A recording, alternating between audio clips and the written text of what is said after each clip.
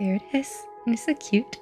Hi there and welcome to my channel. Long time no see, I was on vacation. Today we're going to be using this Art Creation Sketchbook. It's a craft finish, so we're going to paint on it. And I didn't even know this, but Art Creations also makes gouaches. So we're going to test it out. First, we're going to brainstorm some inspiration. And here I am using this Cretacolor Silver Point pencil, and the cool thing about this one is that it's really great for under sketches, the non-erasable under sketches, and it never needs to be sharpened. It's just this little metal tip and it makes marking on the page. And I'm using a Blackburn pencil because they're my favorite. I just like how dark they are, and it just they feel very buttery, so they're my all-time favorite. I was really digging this little kitty, this nonchalant little kitty just drinking his coffee and walking. And I don't know if this happens to you sometimes. The first idea is the best idea. After just thinking about this little kitty, I was like, oh, let's do like a whole environment for this little kitty. And I am most definitely forcing the perspective here. I did not have the patience to take any measurements or make any perspectives or views, so I was just feeling it and doing whatever felt right at the moment. Then after a bit I decided, okay, I think I'm going to be using this sketch.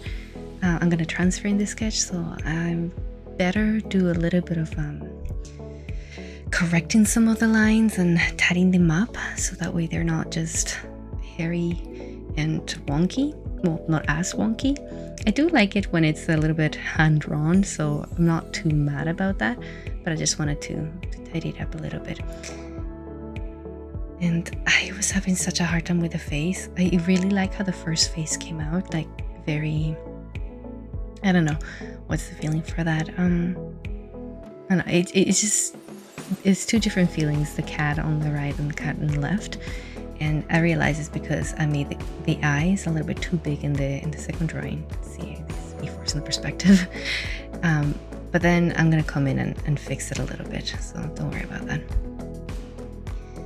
And once I've decided that I wanted to do this one, I wanted to check out what color combinations or what color palettes. Well, I guess the color palette would be just testing out the colors from the palette, but I wanted to check which combinations of those colors will look best in this specific illustration. So I just took some time to figure out how that's gonna work.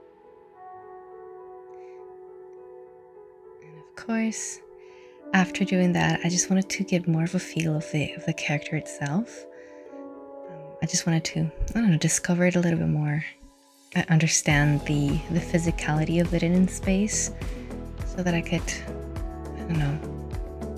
It's hard to explain. Once you not own a character, but once you draw the character in different angles or in different poses, you get to understand more how their body works in space. I don't know if that makes sense. It makes sense in my brain. I hope it makes sense in your brain too. And then I was wondering whether or not I wanted to have like that little pointy feet or more of a rounder feet like little kittens do.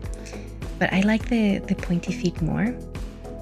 And so I was just figuring out the different bits and bobs of the character itself. And then I discovered that I did not like the eyes, and I discovered that the eyes were a little bit too big, so I just redrew them again. Redraw them. Anyhow, I drew them again, and I just wanted to do like a little close-up too, so I can understand the sizes of the eyes and the head in space. And so that's what they look like, the gouaches, when they're out of the box. And I just wanted to test out the gouaches themselves, how they would react on paper and how they will dry. So I did a couple of tests, one in wet. So I wetted the paper and then I diluted the paint. Then I just wanted to also test to see what combination I wanted to do for the frame of the little coffee shop as opposed to the other colors. I ended up going with the first one. It's one of those days that the first thing that happened is the one that worked the best. but I still wanted to test out the other combinations just in case I decided that something else will look better. But yeah, I spoiled the ending, I guess, by telling you that I chose the first one. And I don't know if you're seeing the what is it? What do you call that? Where I'm putting the colors, the palette. I was having a hard time a couple of days ago with gouache because it was drying too fast, and I guess I work really slow. I didn't know that I work really slow, but apparently I do. So I was Pinteresting some things that might work to keep things a little bit more humid while I was working, and I came across this little art hack that you put one of those like really flat sponges, and you put parchment paper atop, and then you can use that to keep your colors like more humid while you're working, and it worked really great. So I would recommend doing that if you need that.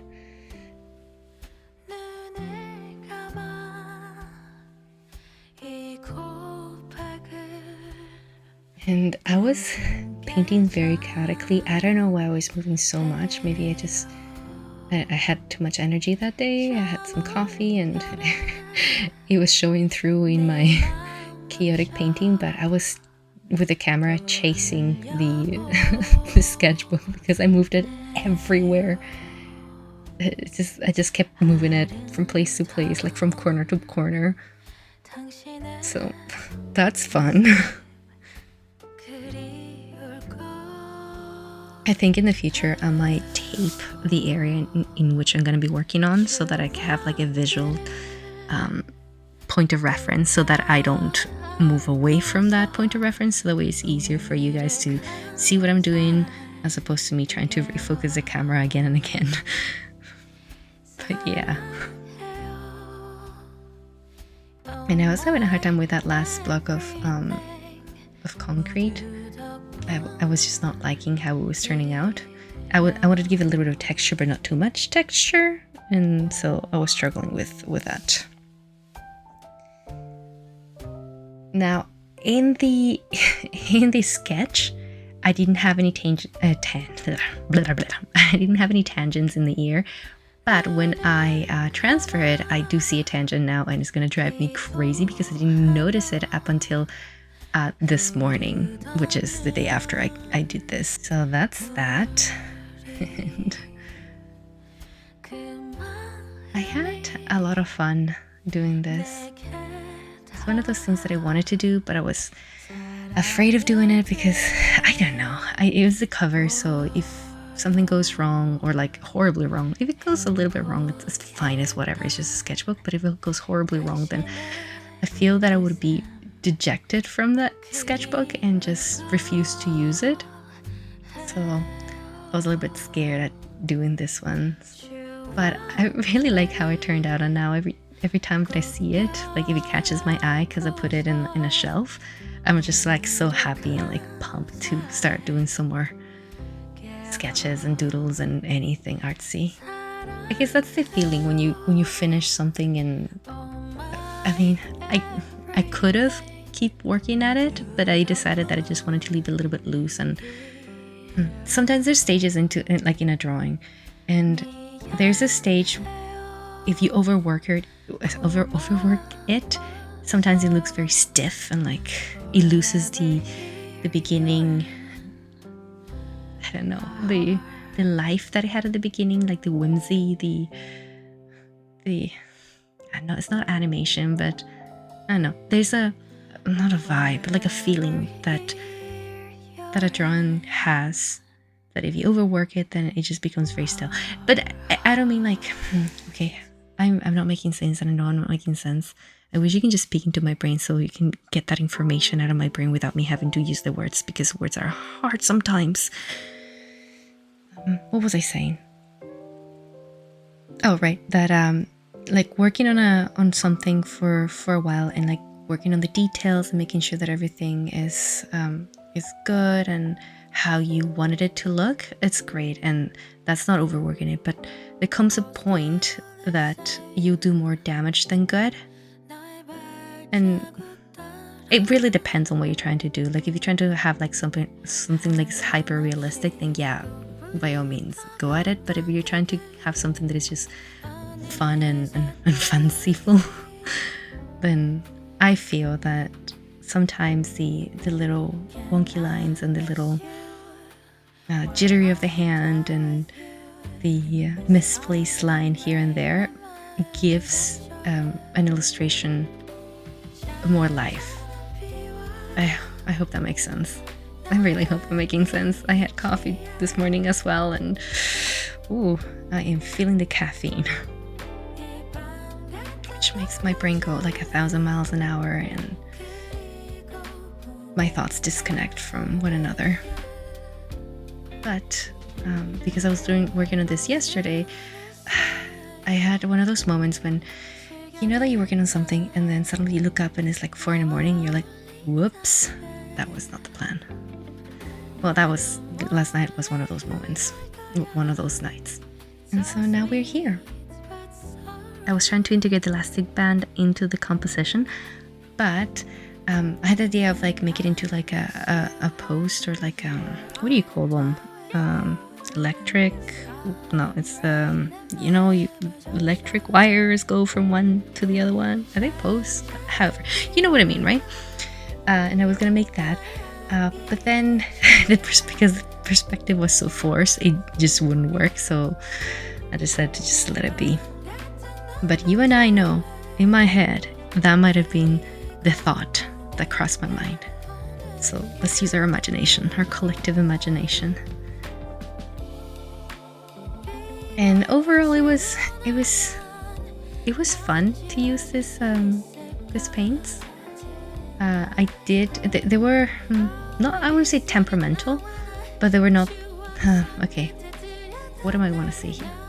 They were not the easiest to use, but then again, it was not a fair comparison because a day prior, I got a gift for a whole bin gouache paints, so I was having a heyday with that. And so using this ones, the paints were a little more temperamental, but I did enjoy using them and they were pretty good. Like the pigmentation was really great. They were not super see-through. They were great and I would definitely use them again. I think I'll use them to make just more doodles and sketches, not final pieces per se. Maybe I will. I don't know. You know what? I can't say right now. I used them once and I liked them, so do with that as you may. I will use them again. I don't know why I'm so defensive. It's the caffeine, I swear. But yeah, I like them. They're really nice. They're not like the greatest, but they're pretty good. And they work pretty good with the sketchbook itself. The sketchbook itself, even though it says on the back that it can handle watercolor, I will take that with a grain of salt. Like you can't use it as a sketchbook, but it's not like a watercolor sketchbook. So yeah, just have that in mind. For like the pages inside, the cover itself was great. It was wonderful to work on that. It didn't peel. It didn't do any weird stuff on the surface. It worked great. Now in this part over here, I know that I was making a couple of mistakes and I won't tell you what they are because I'm one of the persons that believes that if people don't notice, then don't tell them. But if you notice what I did wrong, just feel free to let me know because it's funny. Oh, hi puppy. You fell asleep next to me. You're so sweet. He's running in his sleep. So if you hear little barks of joy, it's because he's probably chasing after an imaginary ball or like a dream ball. We couldn't take our puppy in our vacation and he always is so sad. And when we come back, he's always so happy to see us and we're so happy to see him. And then there's a point that he becomes like very, not distant, but not as, not reactive, but proactive as prior. Like before I would just call him and he would like come running. And once I come back, there's like a day or two when he has a little bit of an attitude.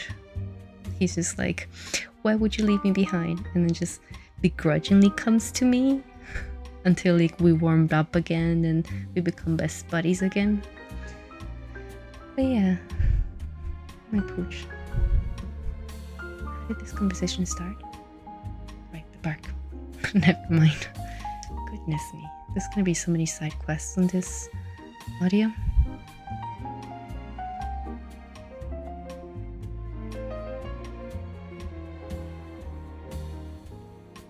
It's alright, it's one of those videos where there's a lot of painting done.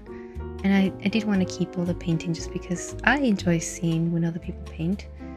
But also it's one of those ones that if you have something to fold, you can do that because it's not a high stakes video that you're gonna miss out on stuff if you stop watching for a second to, I don't know, go grab water or something.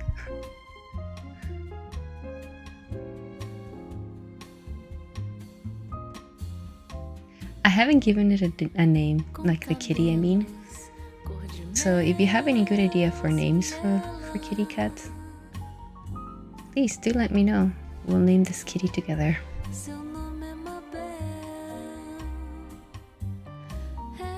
In my head, the lore of this little kitty is that, you know how you have, I am that sort of friend that sends you like 1,000 little shorts or like Instagram videos and whatnot, and then every once a week or something like that, you just open and just scroll through all of the curated content that your lovely friend has provided you with. In my head, the lore is that this kitty is just doing that. It's just taking a wonderful little coffee break and going to that curated content that the friend has provided over the week. So that's why they're like very happy, but like low-key giggling. And a good old time. I wanted to put leaves in the crown at some point, like autumn leaves, but I decided against it because I didn't want to make it too crowdy. No, or too crowdy. I don't think that's a word. Crowded.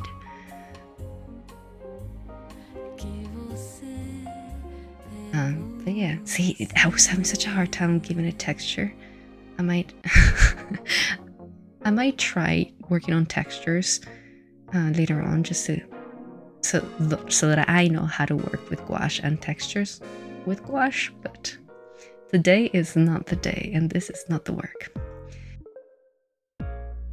And after that, I use some color pencils just to give it a little bit of details and, I don't know, just textures in general. And there it is. And it's so cute. Thank you so much for hanging out with me. And if you like artsy videos like this, please consider subscribing. See you next time. Bye for now.